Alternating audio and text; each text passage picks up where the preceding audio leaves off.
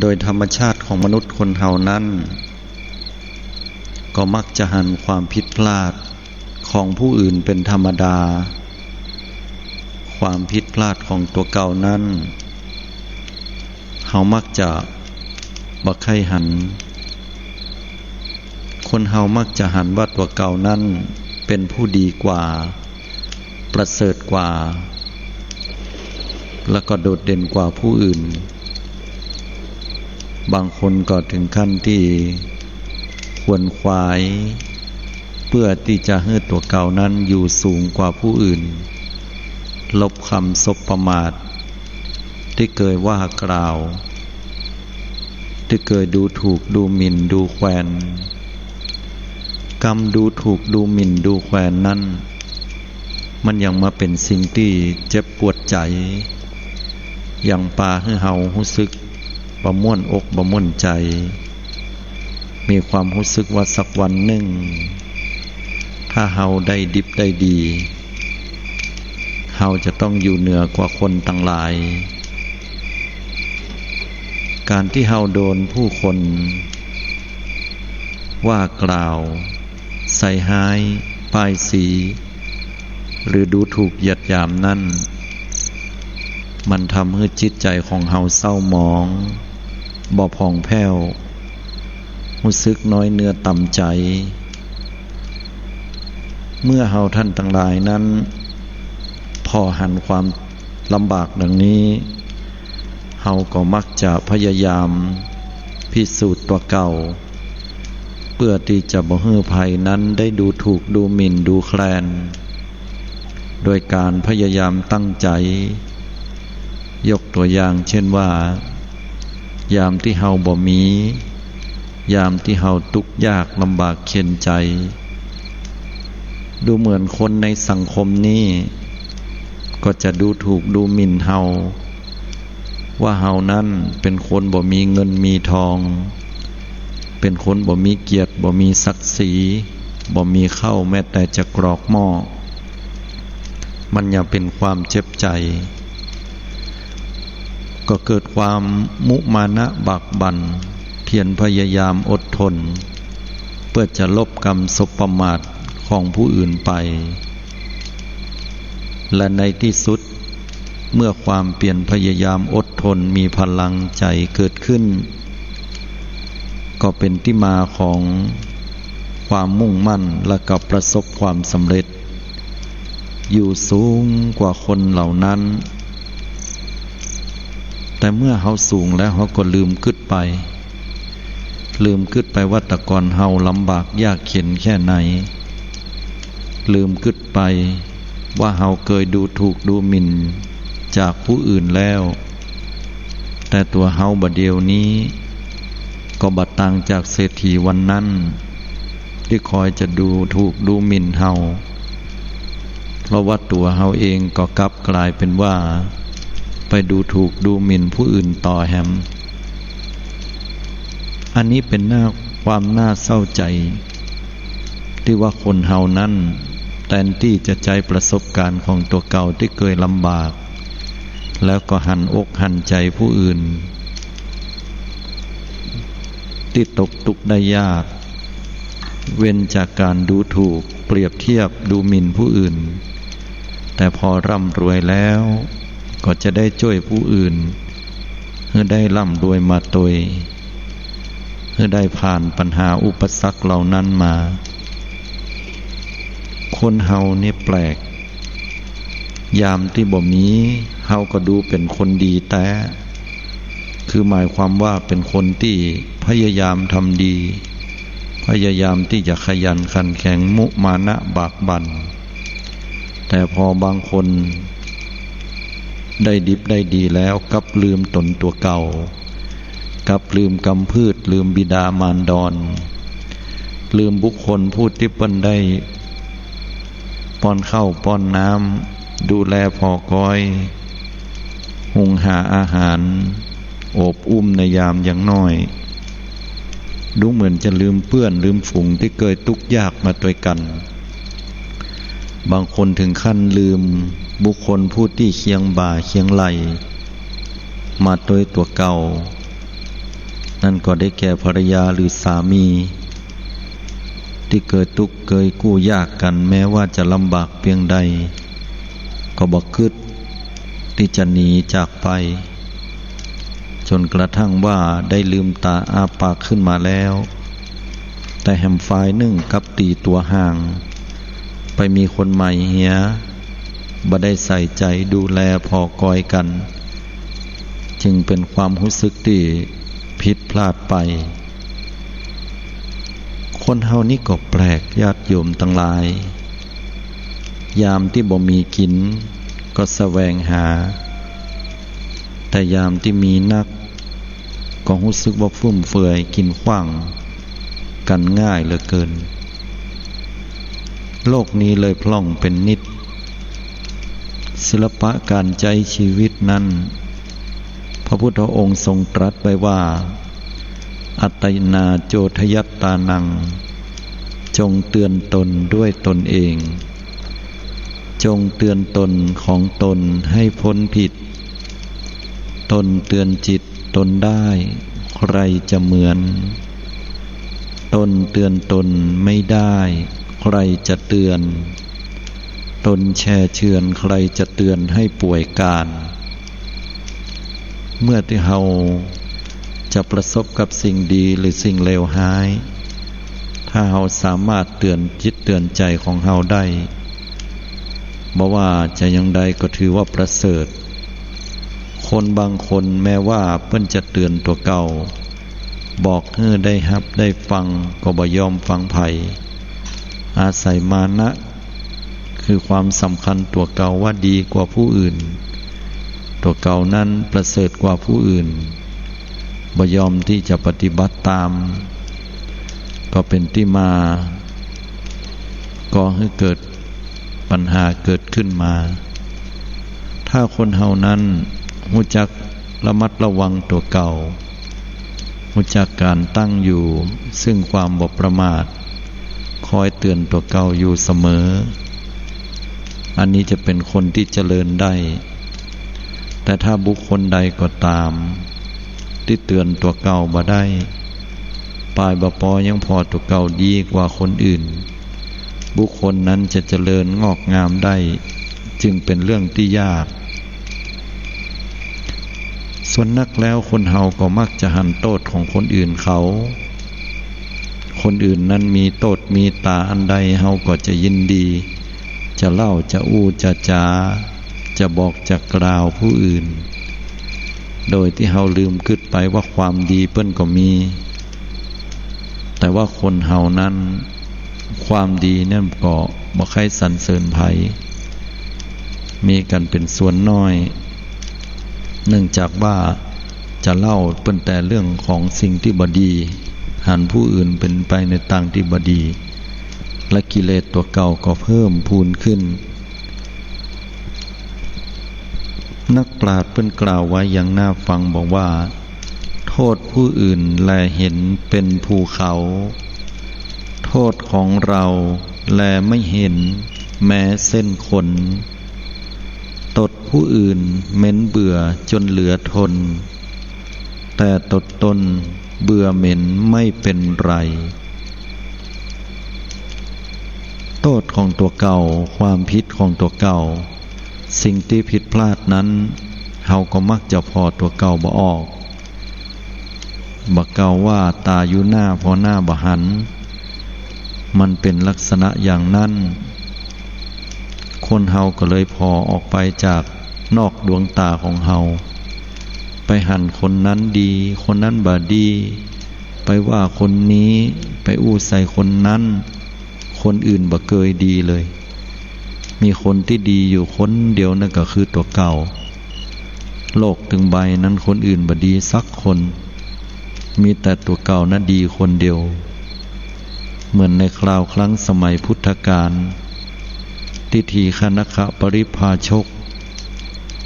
ซึ่งเป็นบุคคลผู้ที่มีศักดิ์ว่าเป็นหลานของพระสารีบุตรก็เกิดความเกลียดความโกรธต่อองค์สมเด็จพระสัมมาสัมพุทธเจ้าเมื่อตัวเก่านั้นได้ฮู้ว่าพระพุทธเจ้าได้นำเอา ลุงของตัวเก่ามาบวชเป็นทรงสาวกเห็นแล้ว ทีฆนคปริพาชกก็เลยเข้าไปหาหมายจะถามด้วยความโกรธแค้นลำพองใจก็ถามว่าท่านสมณโคดมกุสิ่งกุอย่างบนโลกใบนี้ข้าพเจ้าบ่ปอบ่เปิงอกเปิงใจถึงหมดแล้วก็สิ่งกุอย่างนั้นก็บ่เปิงกวนแก่ข้าพเจ้าพระพุทธองค์ก็ทรงตรัสไว้ว่าถ้าอย่างนั้นแสดงว่ากรรมอูของท่านนั้นก็บ่เปิงกวนแก่ตัวตั้นกรรมอูเหล่านี้เป็นกรรมอูที่ก่อให้เกิดความบ่เหมาะแก่ตัวของท่านเองทีฆนคปริพาชกได้ฟังดังอันก็เกิดความสะดุ้งตกใจเพลียงพล้ำต่อภูมิปัญญาของพระพุทธเจ้าก็ได้ตั้งใจฟังธรรมจนบรรลุสาธุชนทั้งหลายคนหนึ่งเปิงใจบางสิ่งบางอย่างแต่คนบางคนก็บอกเปิงใจสิ่งนั้นสิ่งนี้ตัวเก่าดีตัวเก่าประเสริฐอยู่ตลอดตัวเก่าจะผิดนี่บ่มีเมื่อคนเฮาผิดพร้อมที่จะปรับปรุงและแก้ไข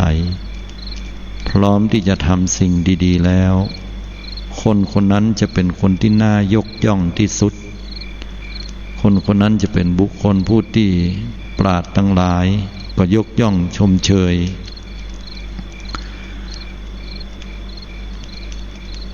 ความผิดพลาดของบุคคลผู้อื่นนั้นเฮาก็มักจะหันอยู่บ่อยครั้งคนนั้นทำอย่างนั้นคนนี้ทำอย่างนี้ไอ้นั้นบดีแบบนั้นคนนั้นบดีแบบนี้แต่ตัวของเฮานั้นดีตลอดหรือบ่ได้กล่าวถึงเลยถ้าคนเฮาหันปิกปอกมาพอตัวเก่ากลับมาพิจารณาตัวเก่าเฮาก็จะหันตัวเก่าได้อย่างชัดเจนยิ่งขึ้นเหมือนกับการที่เฮาไปเอาแว่นเอากระจกมาพอส่องแยงพอตัวเก่าเฮาก็จะหันว่าตัวเฮานั้นเป็นคนอย่างใดมีกายวาจาใจอันสงบระงับหรือว่ามีกายวาจาใจอันสกปรกน่าเกลียดญาติโยมทั้งหลายเพิ่นเลยบอกว่าเฮาท่านทั้งหลายนั้นได้นำเอากระจก6 ด้านเข้ามาส่องตัวเก่าเพราะธรรมดาธรรมชาติคนเฮามักจะเอากระจกเงากระจกเงาก็คือแว่นที่เฮาไม่แยงแว่นพอแว่นกันหันแล้วเฮาก็หันแค่หน้าตาปากันเจ็ดปากันล้างหน้าล้างตาสวยหน้าแปรงฟันยี่เขี้ยวพออันอย่างที่ขี้หูขี้ตามันติดเฮาก็เอาออกได้เพราะเฮาหันในกระจกหันในแว่นแต่ว่าสิ่งที่มันบดีตั้งตาหูจมูกลิ้นกายใจนั้นเพิ่นบอกว่าเฮาจะต้องเอากระจก6 ด้านเข้ามาใส่มาพอกิเลสมันก็จะมุดไปตามนั้นกระจก6 ด้านด้านแรกก็ได้แก่การสะท้อนพอตาตัวเก่าความหมายก็คือจะไปพอคนอื่นว่าเปิ้นฆ่าสัตว์ตัดชีวิตหรือไม่อย่างใดจะดีจะหายก็สุดแล้วแต่เขาในส่วนที่2นั้นตั้งหูก็ต้องฟังในสิ่งที่เป็นประโยชน์ต้องระมัดระวังพิจารณาอยู่ตลอดเวลาบ่ให้ใจของเฮามันสูงไปใจต่ำล้ำไปบ่ให้จิตใจของเฮามันเป็นละวุ่นละวือใครจะว่าจะเนี้ยหยังเฮาก็จะต้องดูระมัดระวังหูของเฮาตรงนี้หูดังก็ได้แก่กลิ่นหอมก็ดีใจกลิ่นบ่หอมก็บ่ชอบใจแต่ว่าถ้าเฮารู้จักจะพอถึงกลิ่นเหล่านั้นว่ามันก็บ่เที่ยงแต่แน่นอนเฮา าสัมผัสด้วยหูดังดมพอมันหอมแต่ความหอมเหล่านั้นก็อาจจะบัดจีรังยั่งยืนบางครั้งเวลาเราหับรสความอร่อยเราก็จะรู้สึกว่ามันลำแต่ว่าเราจะต้องระมัดระวังสำรวมพอบ่ยึดติดยินดีจนเป็นที่มาของความเดือดร้อนร่างกายของเราต้องการผ้าผ่อนต้นสบายมอกพอดีแต่ว่าถ้าร่างกายนี้มันได้ยึดติดกับสิ่งที่มันสมมุติของชาวโลกเสื้อแบรนด์เนมต่างประเทศราคาแพงๆตัวหนึ่งประมาณ 4-5,000 บาทกับเสื้อคอกว้างของแม่อุ้ยคนหนึ่งราคาทุกอย่าง39 บาทเอามานุ่งก็คือป้องกันความหนาวความร้อนป้องกันเลือบยุงลมแดดต่างๆป้องกันพิษอวัยวะเพื่อที่จะบ่ให้เกิดความละอายมันก็ปกปิดได้เหมือนกันเพียงแต่ว่าการนิคมคนเฮานั้นมันบ่เหมือนกันถ้าเฮาสำรวมระวังพอปิกปอกมาที่กายของเฮาให้มันดีก็จะเป็นบุคคลผู้มีความงดงามทางกายนักและก็ในด้านจิตใจถ้าเฮาเอากระจกเอาแว่นมาส่องปิกปอกพอจิตพอใจของเฮาว่าใจของเฮาบัดเดี๋ยวนี้มันเกิดความเศร้าหมองหรือว่าผ่องแผ้วมันเกิดความม่วนงันหรือว่าความบ่ม่วนมันเกิดความสบายยินดีหรือว่ามันเกิดความบ่ยินดีมันปรุงวางได้ก็ว่ามันมีปัญหายึดติดปรุงวางบ่ได้ถ้าคนเฮาเอากระจก6 ด้านมาพอแล้วชีวิตของเฮามันก็จะดีขึ้นมาคนเดียวความผิดพลาดในอดีตที่เกิดขึ้นเฮาอย่าได้เอามาใส่ใจอย่าได้ไปกึดนักความสมหวังเป็นกำไหชีวิตความผิดหวังเป็นครูที่ดีคอยเตือนใจศัตรูเป็นสิ่งที่เฮาจะต้องให้อภัยมิตรแต่เป็นสิ่งที่เฮาจะต้องถนอมน้ำใจคนฮักเป็นสิ่งที่เฮาจะต้องให้ความสำคัญเพราะว่าคนคนนั้นจะอยู่เคียงบ่าเคียงไหลเฮาบ่ว่าจะอยู่ในภาวะที่ดีหรือบ่ดีก็ตามบ่ว่าวันนี้หรือวันหน้าจนกระทั่งว่าได้ตายกันไปข้างหนึ่งคนฮักของเฮาก็จะดูแลพอกอยเฮา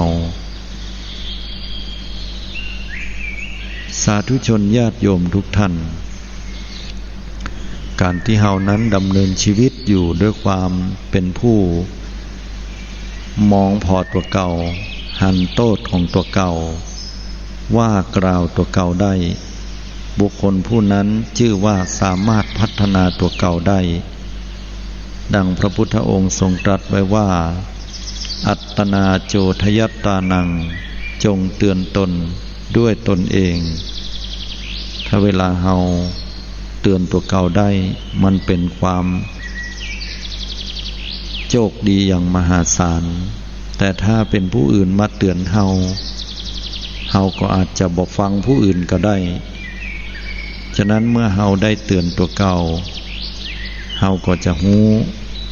แล้วก็จะพร้อมปรับปรุงเปลี่ยนแปลงตัวเก่าให้นักขึ้นโดยที่เฮาบ่ต้องได้ให้ภัยนั้นได้มาว่าตำหนิเฮาได้เฮาเตือนตัวเก่าแล้วเป็นสิ่งที่ประเสริฐ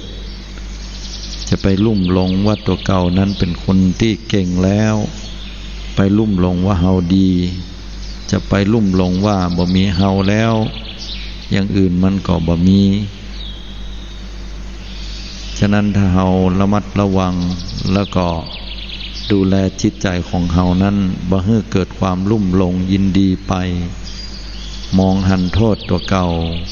ปรับปรุงแก้ไขตัวเก่าบ่อยครั้งความสุขและความเจริญก็จะบังเกิดขึ้นแก่เฮาอย่างแน่นอน พี่น้องคณะศรัทธาญาติโยมทั้งหลาย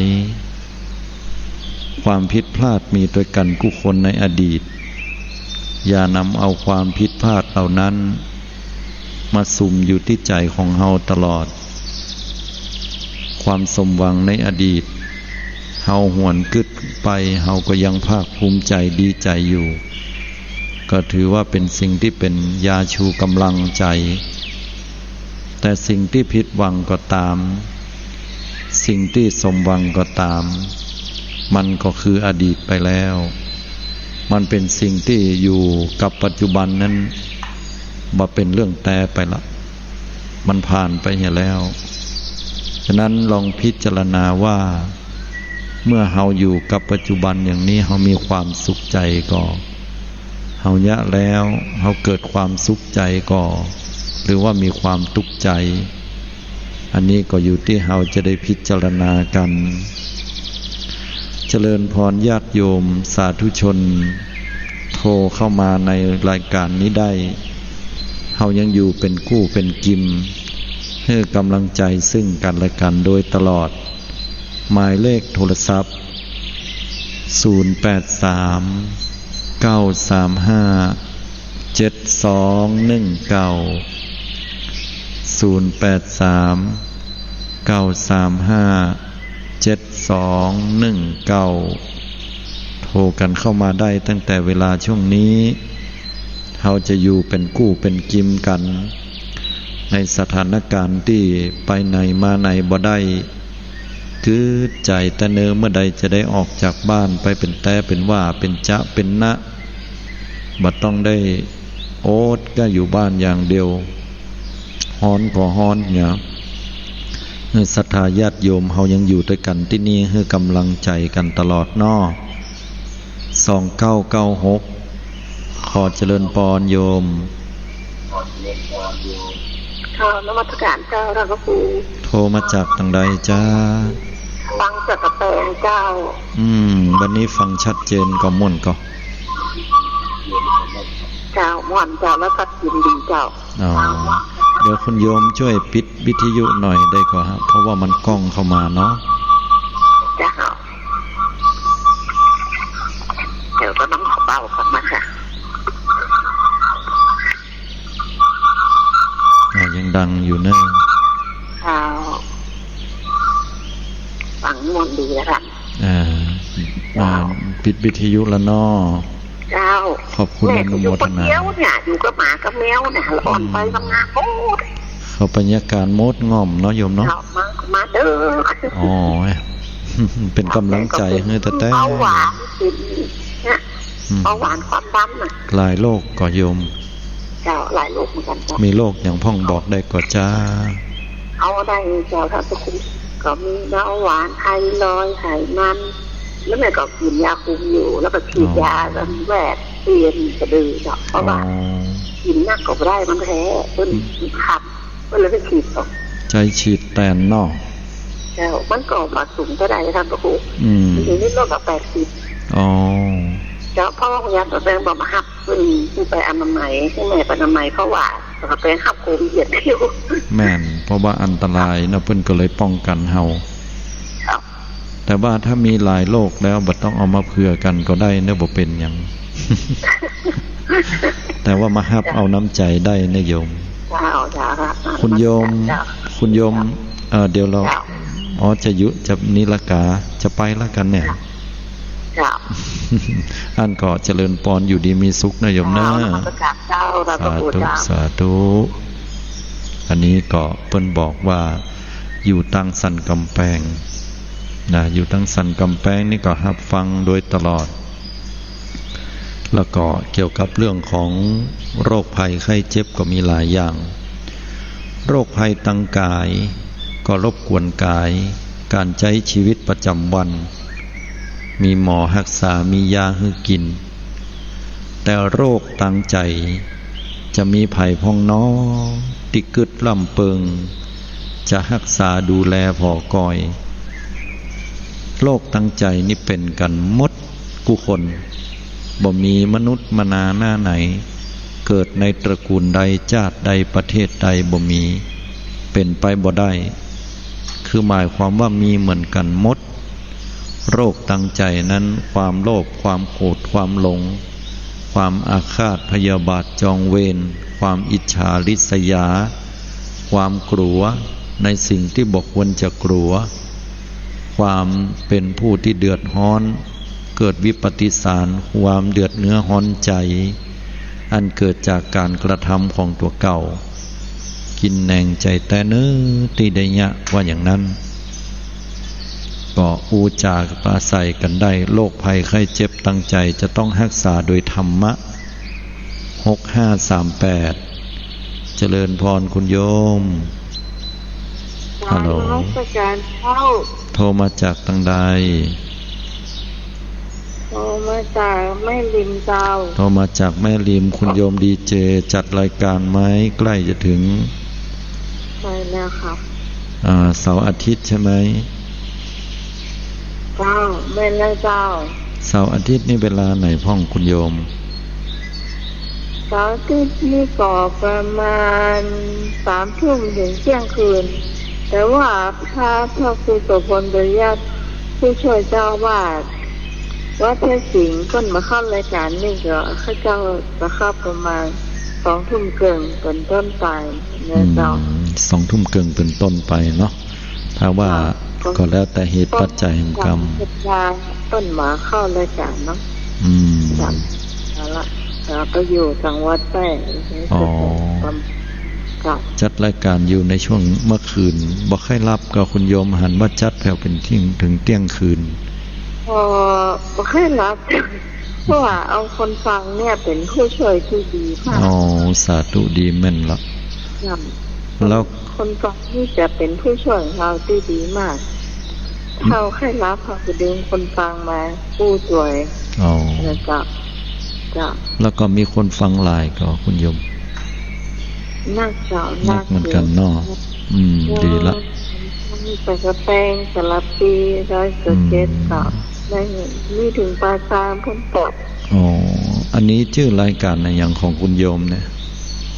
ธรรมะคลายเครียดเจ้าธรรมะคลายเครียดเนาะธรรมะคลายเครียดดีเลยดีเลยมันจะมีขึ้น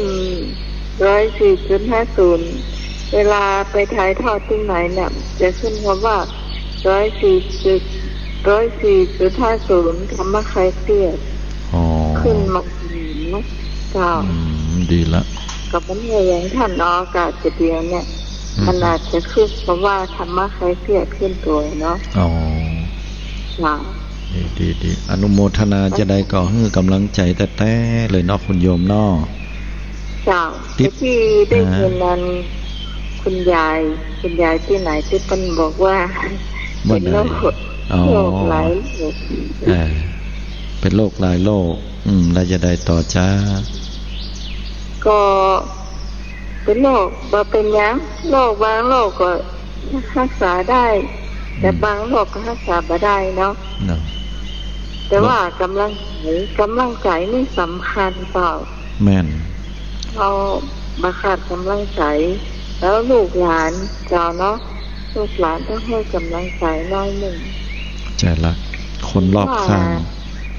แต่ว่าประเดี๋ยวนะจะปัจจุบันประเดี๋ยวท่านสังเกตก่อนลูกหลานเนี่ยจะไม่ค่อยเห็นสำคัญของคนใหญ่เลยแม่นจะห่างไกล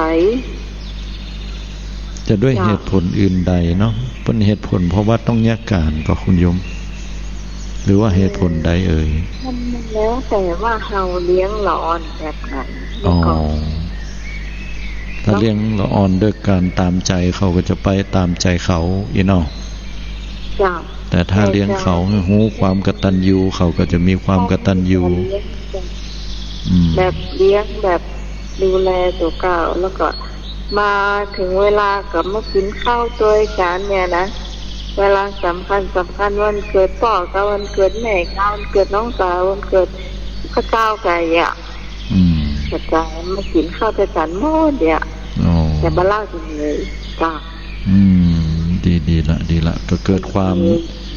เพิ่นฮ้องว่าเกิดความอุ่นใจเนาะให้กำลังใจซึ่งกันและกันเป็นสถาบันครอบครัวมันจะมีความผูกพันมากกว่า ใจ จ้า ในครอบครัวคุณโยมมีกี่คนด้วยกัน ก็มีพ่อแม่เนาะแล้วอยู่ในศาลนี่จะมีข้าเจ้าแล้วก็มีน้องสาวนี่เคยเป็นอาจารย์สอนมหาลัยมหาสารคามแต่ว่าลาออกมาแล้วประกอบโทษคือส่วนตัวแล้วก็จะมีหลานสาวสำคัญหนึ่งเนาะอยู่5 คนให้กำลังใจกันโดยตลอดว่าอย่างนั้นเจ้าแฟนเพิ่นตายไปเห็นละเนาะเจ้าจะได้ก็เป็นกำลังใจแต่เนี่ยคุณโยมเนาะได้อยู่กันหลายครอบครัวก็มีความสุขอนุโมทนาอยู่ดีมีสุขตลอดไปเนาะยอมรับว่ามีความสุขที่อยู่กับพ่อกับแม่นี่ละที่ว่าโอกาสนี่ถึงน้อยกว่าเฮาเนาะเจ้าที่เขาอยากแนะนำรายการนี้ก็คือดึงคนที่มาอู้เนี่ยดึงคนกลางเข้ามาอู้นั่งค่ะดีละอาตมาก็จะได้นำเอาสิ่งเหล่านี้ไปปรับปรุงเนาะคุณโยมเนาะสาธุอนุโมทนาเนอะกับสิ่งที่ดีๆเพราะเป็นเพชรเม็ดงามเลยขอบคุณอนุโมทนาเนาะสำหรับคำแนะนำเจริญพรเนาะสาธุสาธุอันนี้ก็ต่างดีเจรายการธรรมะคลายเครียดเพิ่นได้โทรเข้ามาให้กำลังใจซึ่งกันและกันให้เพชรเม็ดงามมาเม็ดหนึ่งจวนอู้หลายๆเจ้าว่าอย่างนั้นเจริญพร9948เจริญพรคุณโยมกราบภาษาพระอาจารย์เจ้าคุณโยมจากป่าเศร้าเจ้าเป็นอย่างได้ผ่องวันนี้จ้าวันนี้อากาศร้อนมีขอคิดสำหรับพระเจ้าวันนี้อากาศร้อนขนาดเลยจ้ะก็คือมีฝนตกเวลาตอนวางสายพระอาจารย์แล้วบ้าเมฟจากฝนตกลมมาขนาดเลยละจ้าก็คือนี่ละจ้ามีลมหลงว่าอย่างนั้นเนาะ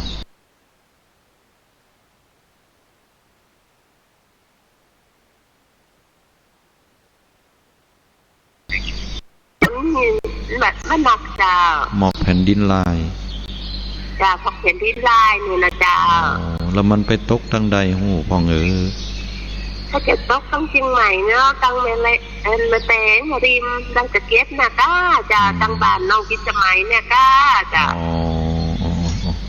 ใจปิ้งไปได้ฟังอยู่พระอาจารย์ฟังเป็นอยู่ฟังเป็นอยู่ตลอดจ้าเดินลักโทรไปตอบปัญหาถ้ามาเป็นบอกว่าพี่สาวตนดูยังมีการเปิดเผยเจอจ้าดีสนับสนุนธรรมะของพระอาจารย์นะเป็นการมองผู้อื่นเนาะถ้าก่อนมองคนอื่นแต่โยมไม่ได้มองคนอื่นเหมือนที่คนอื่นมองเราจ้าโยมมองคนอื่นว่าทุกคนเนี่ยเหมือนกันหมดจ้าพระอาจารย์เหมือนมีใครแบบดีแต่ทุกคนมีความดีเหมือนกันหมดจ้าพระอาจารย์เหมือนคนเฮามีความดีเหมือนกันหมดพี่น้องแล้วก็พอความบดีละนะเจ้าความดีของเปิ้นก็คือเป็นตรงของเปิ้นเลยจ้ะต้องเอาใจไปใส่กับความดีของเปิ้นจ้าพระอาจารย์ก็ถือว่าดีเขาต้องมองตัวเก่าจ้าพระอาจารย์ตัวเก่าเขาจะดีต้องดูอย่างแบบว่ากระจกเราไว้2 หน้าธรรมะไว้2 ใจจ้าพระอาจารย์เอาไปส่งใจอย่างใดพองลองบอกล้อโยมไปคุณปฏิบัติของเจ้าปฏิบัติธรรมเนาะเอาธรรมะเวลาเอาธรรมะมาย่อมใจตัวเก่าว่าทำอันนี้เขาทำถึงจะได้พองทำดีเขาก็มาปรับปรุงตัวเก่าอย่างความโกรธขึ้นมาใครวามอย่างทางความโกรธมันจึงมีกันทุกคนเนาะความโกรธความเกลียดอย่างนี้นะจ๊ะแต่เวลามันเกิดขึ้นมาสามารถระงับขึ้นมาได้เจ้าหลังจากปฏิบัติธรรมมาแล้วทำให้เราใจเย็นขึ้นอาจารย์จ้าดีละแสดงว่าธรรมะนั้นเป็นสิ่งที่คอยปกห่มรักษาเฮาเนาะผู้ปฏิบัติธรรมย่อมถึงซึ่งความสุขว่าอย่างนั้นเนาะอนุโมทนาด้วยแต่ตัวเอาว่าอย่างใด เต็มได้ไปค่ะอาจารย์เธอตรงนี้มันก็มีโลกเนาะก็จะเว้นไปก่อนนะเจ้าพระอาจารย์เจ้าบินไปก่อนถ้ามีโอกาสจังหวะเวลาก็มาเมื่อใดก็ได้เน้อก่อนเรามาก็โทรให้กำเตอได้ไปธุระที่อื่นจ้าเนี่ยนะโชคดีเน้อโยมสาธุอนุโมทนาเนาะสาธุข้าขอไปสาเจ้าอันนี้ก็เป็นญาติโยมจากป่าเศร้าอำเภอเมืองจังหวัดลำพูนคุณยองโทรเข้ามาเนาะ8948เจริญปอนคุณโยมค่ะไปสาเจ้าคุณโยมโทรมาจากที่ไหนโรงพยาบาลลานนาโรงพยาบาลลานนาเป็นยังไงบัดเดี๋ยวนี้คนอยู่โควิดรักษามีหลายอยู่ก็อันมาได้ไปถึงทุกคนจะอยู่ในห้องคนไข้อยู่คนละส่วนกันเราอันคนไข้เขาเป็นเข้าคนไข้ส่วนตัวจ้ะมาได้ไปเข้าไปเลยเจ้ามีคนอายุ98แล้วเจ้าเข้าใจเจ้าเขามาได้ไปถึงคนว่าจะเป็นตั้งแต่เขาเข้าไปหาเปิดเขาป้องกันตัวเขาตัวมันจะยึดจากเขามาหาคนนี้กันแม่นนี่สำคัญเหมือนกันแม่นเนาะเขาบอกต้องไปถามเรื่องของคนมันสุขของใบเขาบอกต้องไปถามเรื่องของคนถึงว่าเหตุมันเกิดที่ไหนคนจึงแก้ได้ที่ต้นเหตุเมื่อกันเนาะใช่แล้วชีวิตของเขาบอกต้องไปฟังของคนจงฟังในสิ่งที่ดีของคนที่มีอยู่เขาคนได้ไปดีไปป้ากับประตูมาวางคนได้ดาบเข้าตัวเลย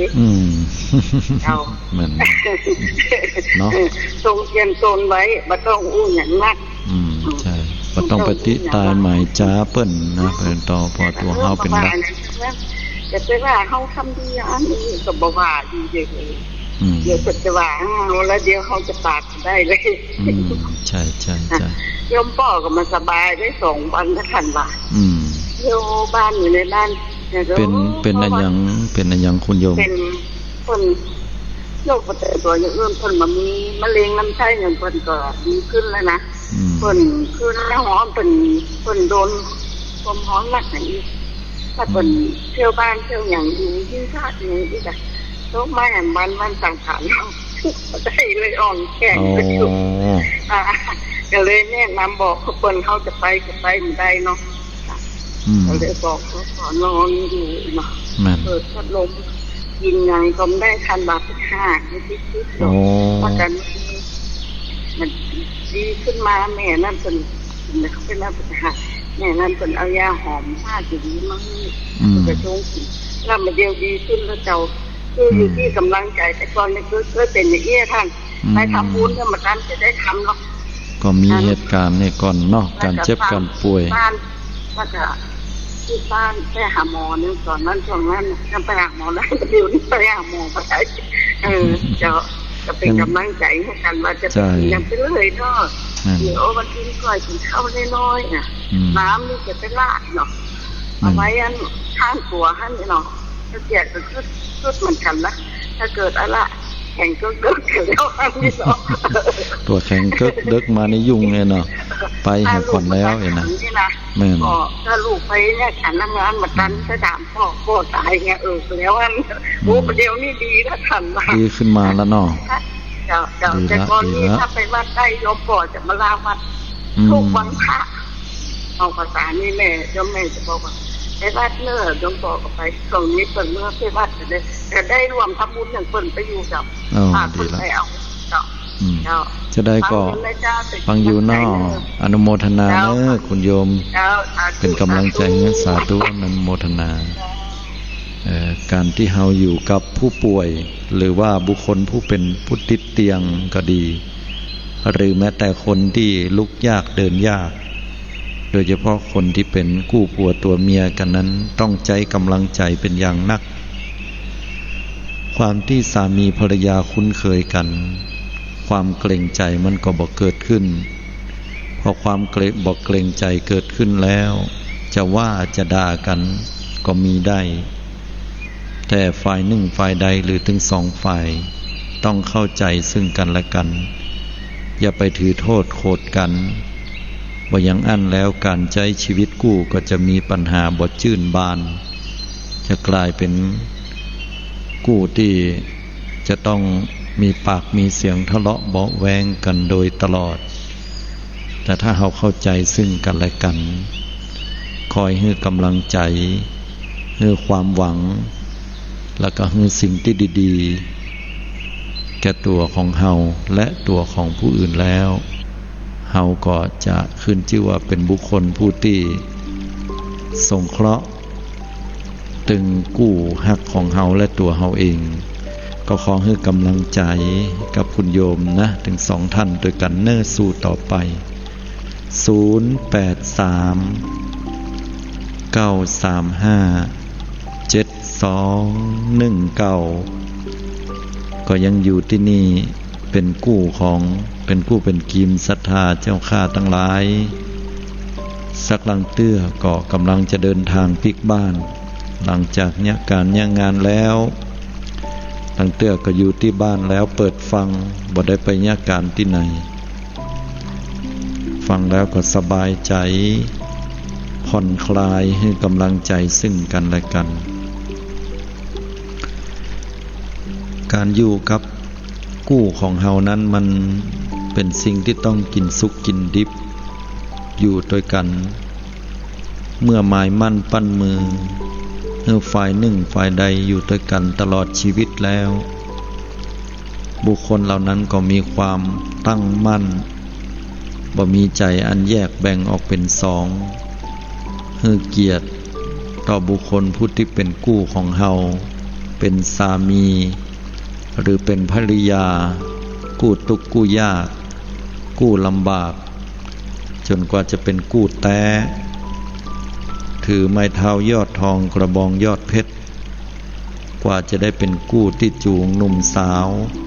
เข้าสู่ห้องหอเราจะต้องได้ปะความทุกข์ความลำบากความเจ็บปวดอย่างหลายๆอย่างต้องก้อยๆปรับจิตปรับใจเข้าหาซึ่งกันและกัน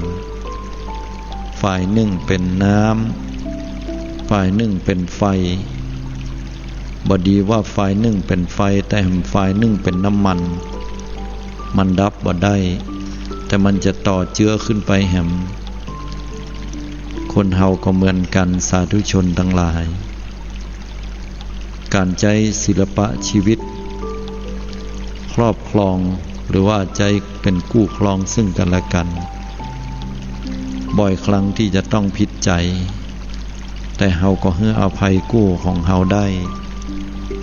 เพราะอะไรอย่างก็เพราะว่าคำว่าความฮักอย่างเดียวคนเฮาถ้าบ่มีความฮักแล้ว